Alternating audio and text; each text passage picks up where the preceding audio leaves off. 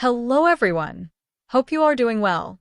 In today's video, we're going to talk about the X-ray command. So, let's get started.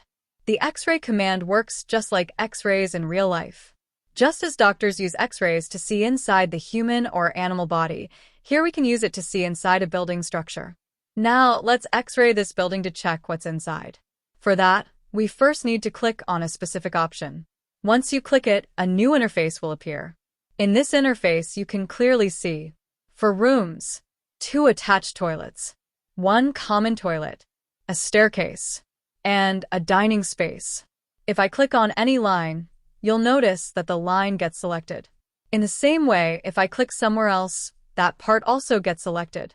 Now, you might be wondering, what if you don't see this option in your software? No worries, let me show you how to enable it. And go to the View option. From there, you'll find Tool. Click on Tool, and another interface will appear. Here, you will see an option called Style. If I uncheck the box for Style, it disappears from the view. If I check it again, it comes back. There's another way as well. Right-click anywhere on the toolbar. You'll see the Style option.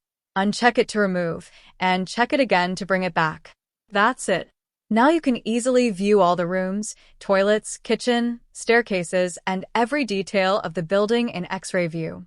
If you enjoyed today's video, don't forget to like, comment, and subscribe to stay connected. See you in the next video. Thank you.